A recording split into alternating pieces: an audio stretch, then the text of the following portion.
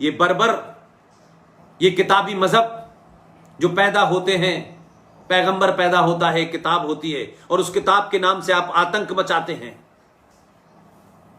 कोई कहता है कि भाई ये जमीन जो है नहीं घूमती, कुछ सूरज घूमता है, तो उस किताब के मानने वाले उसे मार देते हैं।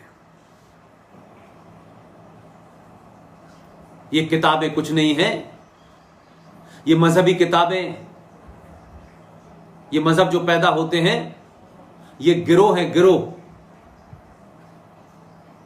ये कब्जा करने के लिए पैदा हुए हैं, और मजहब का नाम लेकर के उनको उस तरीके से बताया जाता है, ओहो आप ये काम अल्लाह के लिए कर रहे हैं, यीशु के लिए कर रहे हैं।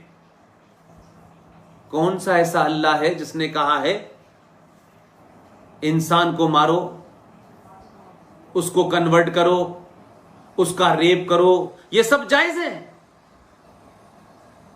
वो पूरी दुनिया में कहते हैं कि हमसे ज्यादा कोई सुपीरियर नहीं है, लेकिन ताज्जुब की बात यह है कि ये इस्लाम के मानने वालों ने 1400 साल में एक कैंची नहीं बनाई,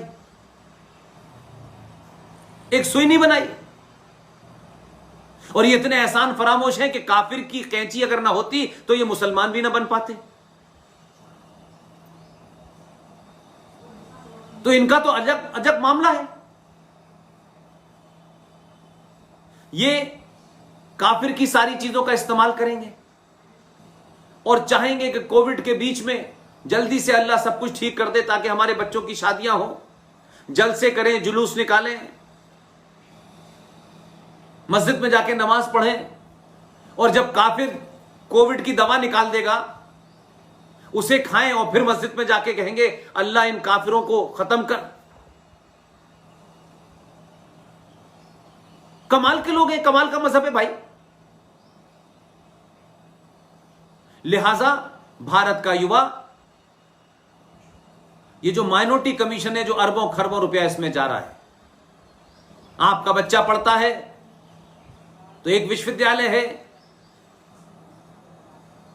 जो किसी कम्युनिस्ट देश के कहने से यहां बनाया गया, उसमें रहने वाले के 10 रुपए की फीस होगी, और पूरे देश के मेरे बच्चे, मेरे युवा, वो हजारों हजारों रुपए का कमरे का किराया देंगे, और यहां 10 रुपए के कमरे में लोग कन्हैया पैदा करेंगे, खालिद पैदा करेंगे, देश तोड़ने वाली ताकतें पैदा करेंगे। ये डिस्क्रिमिनेशन एक ऐसे देश में जहां बार बार ये कहा जाता है सब बराबर हैं, सब बराबर हैं, सब बराबर हैं, 135 करोड़ नहीं, साफ कहिए कोई बराबर नहीं है, कोई बराबर नहीं है।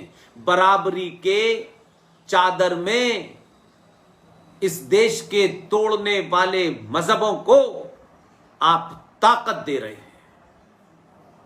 इस देश के साथ खड़े होने वालों को, इस देश की न्याय व्यवस्था को मानने वालों को, संसद के नियम मानने वालों को, कोर्ट के फैसलों को मानने वालों को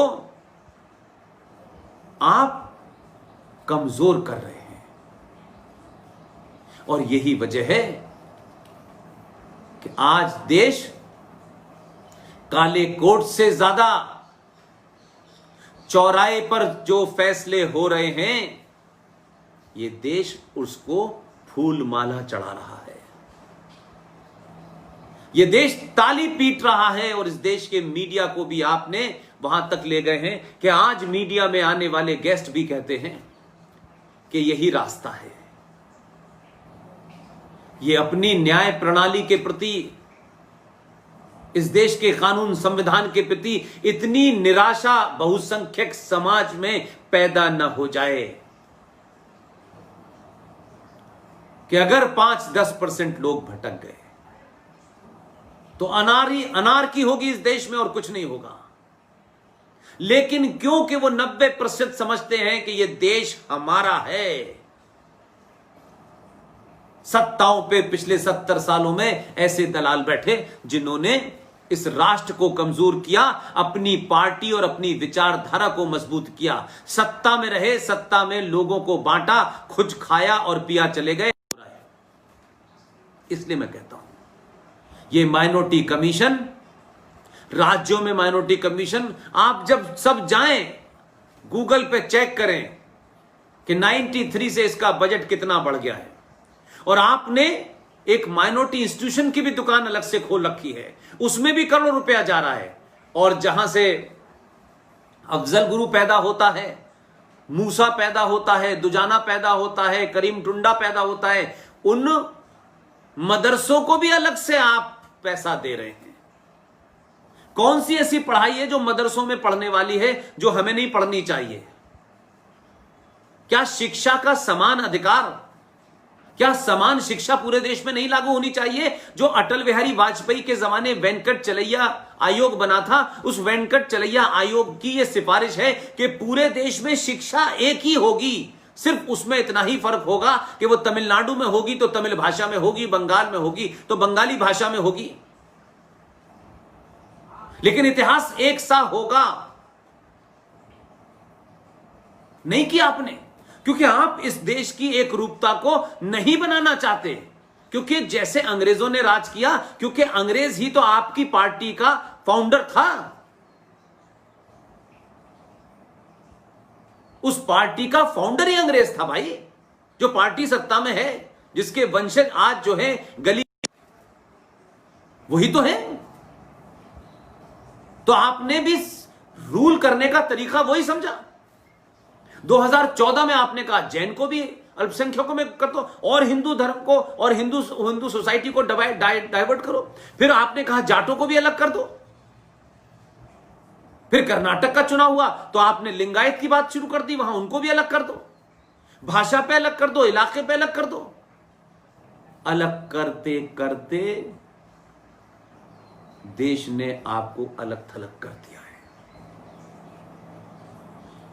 यह देश 2020 का देश है, जिससे आप कुछ छुपा नहीं पा रहे।